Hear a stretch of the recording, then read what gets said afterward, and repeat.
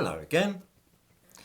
I am sometimes accused of being hard-hearted and uncaring because of my attitude towards the tens of thousands of illegal immigrants who keep landing in my country and whom I would like to see return to their port of embarkation within the hour. Don't I care that these poor people have escaped famine, war and starvation and now only seek a safe space for them and their families? Would I send women and children back to a war zone? Don't I remember the Jewish refugees fleeing from Nazi Germany? Hasn't this country always been a refuge for the dispossessed and homeless from the time of the French Huguenots back in the 18th century? I'm sure that viewers are only too familiar with these kind of arguments, but unfortunately they do not hold water. There are two reasons for this.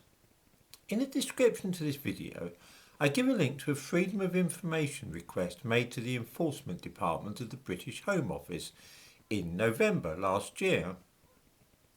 It was a simple enough request. How many of those crossing the English Channel in small boats had passports when they arrived?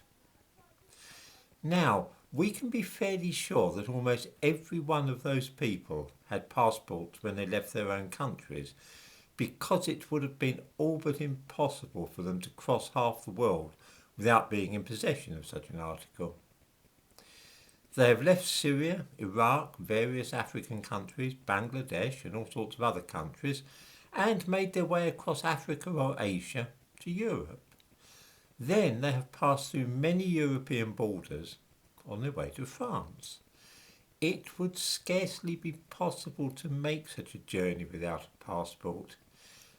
I've crossed the odd border without a passport, it's true, but these were ticklish operations and very much, very exceptional. I couldn't have travelled across the whole of Europe without one. I seriously doubt if I could do it now either. So far so good. All those people who set out to cross the channel in small boats once had passports.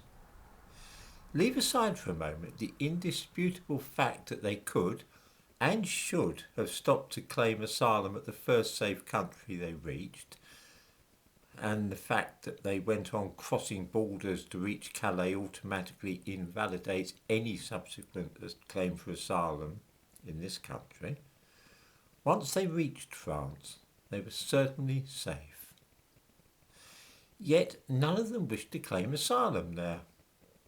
Here is the crux of the matter.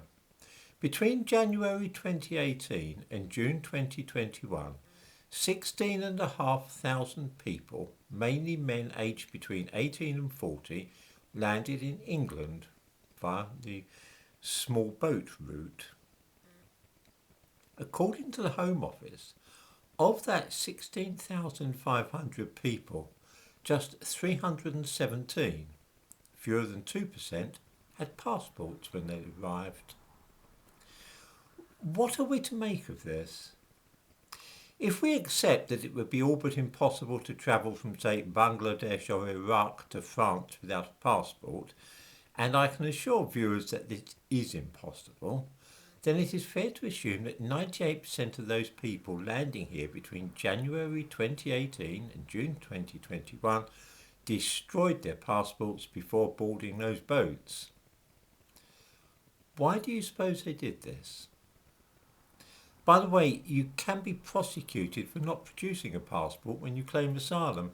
It's an offence under Section 2 of the Asylum and Immigration Treatment and Claimants Act 2004 in this country, for those who wish to know the legal position. The Home Office, though, appears to have adopted or been told to adopt a policy of ignoring this aspect of the law. In 2013, the Home Office prosecuted 49 people for this offence. In 2019, they had more or less given up on this and prosecuted just 2 people that year. Now, the figure is 0. But returning to those 98% of people landing on the shore of Kent who have destroyed their passports, why do viewers think that they have done so? It's really very simple. The Home Office has a list of safe countries and a list of countries which are dangerous for certain people or others that aren't safe for anybody. If you apply for asylum from what they regard as a safe country, you won't get it, and they'll make efforts to send you back to your own country. So if you want to have a chance of claiming asylum successfully, you have to be coming from one of those dangerous countries. These lists change. So at one time, anybody from Syria would have been assumed to be in danger, and an application for asylum would have been likely to be viewed favourably. Then there was a time when Iraq was viewed in that way, Iran, Afghanistan and so on. Obviously, if you're claiming asylum in Britain, you want to maximise your chances, and the best way to do this is to be from whichever country is seen as dangerous and unstable. Since very few English people speak Farsi or Arabic, or are able to tell the difference between Arabic as it's spoken in Syria versus the accent in Algeria, you simply claim to be from wherever is viewed as dangerous. If you are Algerian, which is not seen as somewhere you need to escape from, you burn your passport and say that you're Syrian. If, on the other hand, the unsafe country this week is Iran and you are Syrian, then you just say that you're an Arabic-speaking person from Iran. If Sudan is rated as being dangerous and you're Nigerian, you say you're from Sudan. The very fact that 98% of those landing here in this way have no passport is to me very strong evidence that 98% of them are liars and cheats, illegal immigrants who are trying it on. If I know this, then I'm sure that the Home Office also knows it. Just as they know that it is illegal to enter the country in an irregular fashion without documents.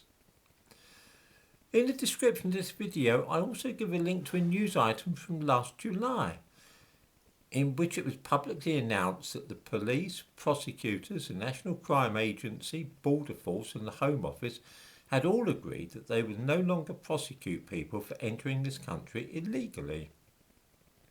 Now, it may be a coincidence that since this assurance was made public, the number of people crossing the channel illegally has more than doubled, or of course it may not be a coincidence at all.